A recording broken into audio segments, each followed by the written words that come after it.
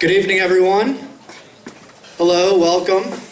Hi. I see a lot of familiar faces here. And those of you who don't know me, my name is Jimmy. I work in the public relations department here at Universal, which all but assures me of being the least interesting person who will take the stage tonight, which is great for you guys.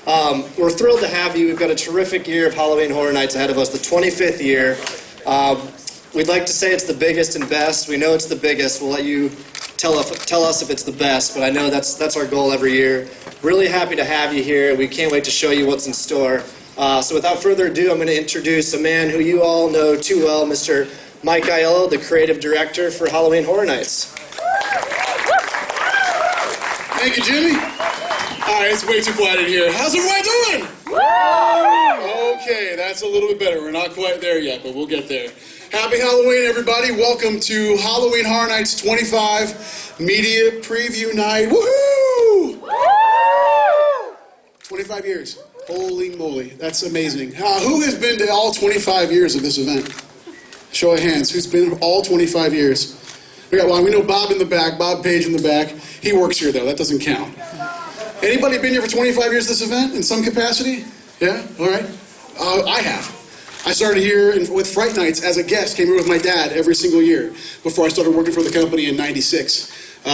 Fright Nights, for those that don't know, Fright Nights was the original title for Halloween Horror Nights back in '91.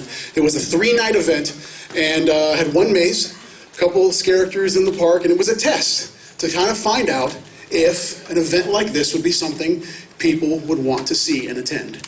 And here we are 25 years later, and this event is bigger and better than ever. Tonight you guys are going to see all this amazing work from a team of people that have poured their hearts into this event this year and every other year, from artists, technicians, makeup artists, audio, lighting, costuming, coordinators. I mean, there's so many people involved with how this event is formed every single year. It takes an entire year to do this thing, and tonight is the first time we're going to show you a glimpse of what Halloween Horror Nights 25 is going to offer our guests this year. So happy to have you guys here.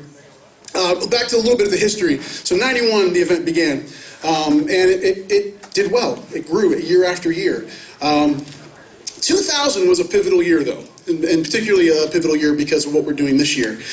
Year 2000 was the first time there was an icon that represented the event. Prior to that, the event was really identified by key art year after year. But 2000, a character was created named Jack the Clown. And that character really changed the landscape of how this event is perceived, marketed, and viewed by the guests. Jack really started what we kind of refer to, we as the creators of the event, the iconic era of Halloween Horror Nights. Jack began it, caretaker followed, director, storyteller, usher, Lady Luck. So year after year, we kept creating icons. But there was one that always rose to the surface year after year, and an icon that everyone kept talking about, that really loved, and that's Jack. He's made several appearances over the years. In 2006 was the first year we brought it back to the studios after being at Islands of Adventure for several years. We had our own little Sweet 16 party with all of our icons. 2007, Jack took over officially with the Carnival of Carnage. First year, we actually really branded the event with IPs, intellectual properties. That year, we did Freddy, Jason, and Leatherface as our sub-icons just under Jack. And again, people just kept wanting to see Jack year after year. So for the 25th anniversary, we felt it's only appropriate to bring Jack the Clown back, but bring him back a little badder, a little edgier. And as you've seen in some of the glimpses thus far in the reveal video, and I think the director's cut of the commercial came out. Did that happen? Yeah. It did. Okay, yeah. So that's out now. So you're definitely seeing a more grittier version of Jack, if that's even possible. And that's how we're portraying him this year. He is the ringmaster again. He is the herald, the guy that's brought all of this amazing content together. If you look around the room, this is probably the most diverse amount of content we've had in the history of the event. The most mazes we've ever done in the history of the event. 9 total mazes this year. That's huge for us. We thought 8 was a lot. 9 was even more. And we're pulling it off this year. And the content just ranges. And I'm going to invite Charles Gray up very soon to talk about it. Street program is bigger than we've ever done. The most characters we've ever had in the history of the event. We're back to scare zones again. Defined areas of the park where you'll see themes and stories that are being told in specific areas of the studios. But in between those areas, we're going to have a few roaming hordes of chainsaw maniacs that are going to occupy the streets and terrify our guests, even in between those zones as they're making their way to our haunted mazes. So it's a huge event this year. I'm so excited to have you all here tonight with us. I know we're going to talk to all of you very soon in our stand-up interviews. But again, from the bottom of my heart, thank you guys for being here tonight. And happy Halloween, everybody. We're going to bring him to the stage right now. He is our show director for the haunted houses this year. He's an amazing guy. So proud to have him on our team. His name is Charles Gray. Give him a huge round of applause. Mr. Charles Gray. Hello, hello. Thank you very much. Microphone. Yes. Hey, it works. All right. I thought it was a ghost. All right. Well, welcome everybody. We're going to be talking about houses. We have 9 different houses this year, and of course, we have to start with the big boys, the bad boys, Freddy versus Jason. All right. Now, again, like Mike said, we had Freddy before, we had Jason before, but this year we're putting them together to fight to the death, if you will. All right. So the first third of the house is all based on the aesthetics of Jason.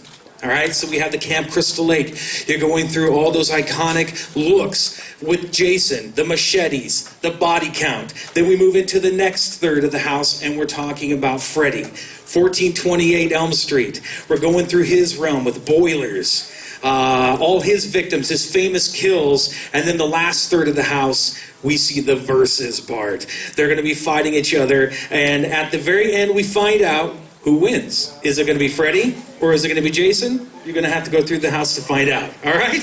Let's move on to the next one. This is Body Collector's Recollections. Very excited about this, and let me just talk about the originals. We have some original content in the houses. What we decided to do this year is take some of the favorites of the past 25 years and then mash them together and see what would happen. So for this house, we take the Body Collectors, which we've had in 2 different incarnations, and we're putting them in Shady Brook Asylum. So we're going to find out what happens in, I believe the year is 1888. We find out what happens during a blizzard, a big storm, and the Body Collectors come in and just wreak havoc. So we'll have a lot of fun going through an insane asylum with Body Collectors. And the theme this year, we get to find out where Body Collectors come from. It's their origin story. So let's go ahead and move on to the next one. Asylum in Wonderland 3D. Yes, we actually have a 3D house. I see some of you very excited about that. 3D houses are always fun. And again, going back to our original Scary Tales, very popular. So we're taking that look at Alice and her story as we go down the rabbit hole with all the UV 3D. And she's also, we're finding out the question whether this is all in her head. Is she crazy? Is she imagining all this? Or is this real? So a lot of UV fun, a lot of in-your-face effects and scares for that house. Doing 9 houses this year, creating them gave us the opportunity to bring back one of our most famous houses ever, American Werewolf in London. Top-rated house, and we've never replicated a house like this before. I talked to a lot of my friends who maybe didn't see it, and they're like, oh, I wish I would have seen that house. We're bringing them back. We're bringing back the house. Same design, but a couple of tweaks and twists that you'll have to see when you go through the house. Am I allowed to say the extra thing? Yes? We have an extra wolf puppet in the house, so even more than we had before. So extra scare for you. Very excited about that one. And then along with that, we have Insidious. Now, I heard some of you, are big fans of Insidious. It was out in Hollywood before. We're bringing it here. And this is representative of all 3 movies. So we have those icons from all 3 movies. The Breathing Man from number 3.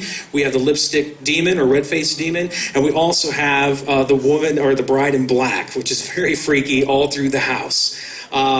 This has been an exciting property to work with. And again, we talked about the variety of the houses. This house in particular has, Manuel, one of our designers, did such an amazing job of capturing that ghostly feel as you go through it, just from the wallpaper, the colors, everything is just amazing. And then we move on to one of my favorites from last year in the street zone was The Purge. Now, a lot of people really enjoyed that, and we thought, well, what can we do? How can we incorporate this in house format? Well, what we did was we took everything that was great and crammed it into one of the tents. It's so full of characters, it's full of scares, it's full of speed metal, it's full of lots of fog, lots of strobes. It is in your face terrifying as everyone's purging, and you get to be one of the victims. All right, so we'll move on to Run, Blood, Sweat, and Fears. Again, this is one of our original ideas, taking two popular houses from the past, mashing them together. So we have Run, two incarnations in the past of that. And we're putting it in Hellgate Prison. So how many of you remember Hellgate, going through that? So you remember all those different scenes, the decor, the way it looked? Well, Run has come into Hellgate and put their aesthetics all over it. So you're going to see this 1987 themed house, which is going to be amazing. All these crazy characters who are called Reapers, they're like assassins. And you, the guest, are the runners. And we're going to shoot you through this gauntlet and see if you can survive as all the Reapers try to take you out in their various ways. Next is The Walking Dead. We, last year, had the task of making this an amazing house since we had done it 3 times. Well, we're doing it the 4th time. Last year we made it big. We just expanded all over the place. How can we make this bigger and better? This year, we're building up. You're going to go in and see these very tall, very high scenes that are amazing. It follows season 5. So we're going from Terminus and making that journey that the cast did all the way through. We're going to see the churchyard. You're going to see, well, we've been talking about a lot. I'm sure if you've heard of it, but we're going down to that food bank basement. This is the first time we've had actual characters in waist-high water attacking you as you go through. It's going to be amazing. And the makeup, the prosthetics, the masks, everything look amazing in that house. It's The Walking Dead.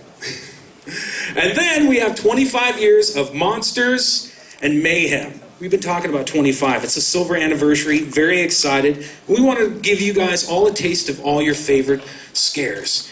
In this house, each room is representative of a different past room or house that we've seen in the past. Characters, even the decor, we've taken stuff from different years. Lots of Easter eggs in this house. I'll just give you a few examples.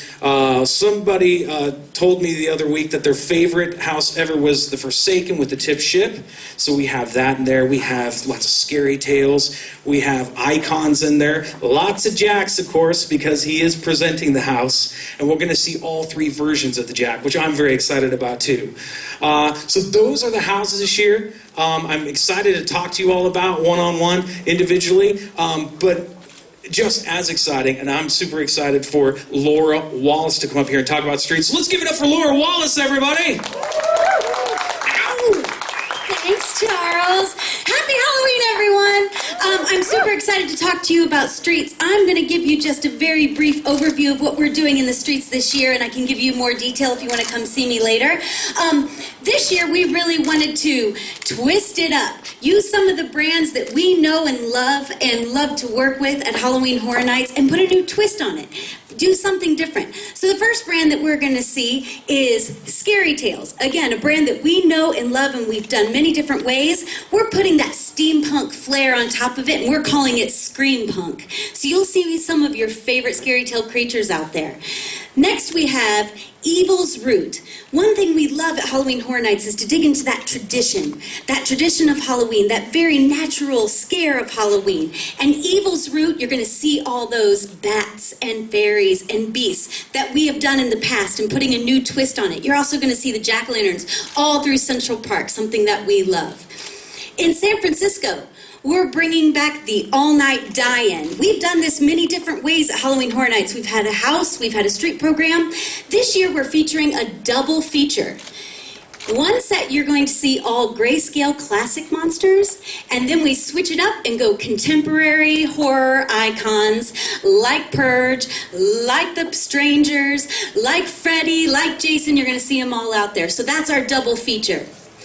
Next, we're featuring icons. The icons are in Hollywood and they are back and better than ever. They're actually going to show you how they became a Halloween Horror Night icon by showing you how they kill. We have the director, the caretaker, the usher, the storyteller, all kind of giving you the insides of why they became the icons of Halloween Horror Nights. And last but not least, one of my favorite brands that we've ever done in Halloween Horror Nights, those Psycho Patients from Psychoscarapy, we're taking them to the streets for the first time ever. This street is going to be bloody, bloodier than anything we've ever seen before. Those Psycho Patients have embarked and been unleashed into a very traditional Halloween party, and they cause mayhem. So those are the streets. I can talk to you more about them later. I'm going to bring...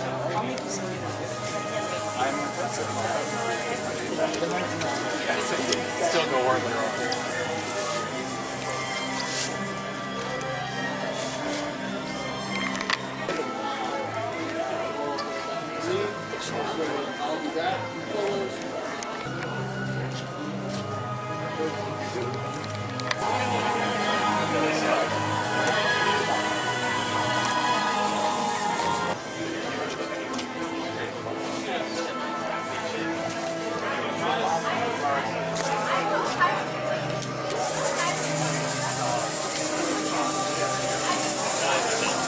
Christmas thing.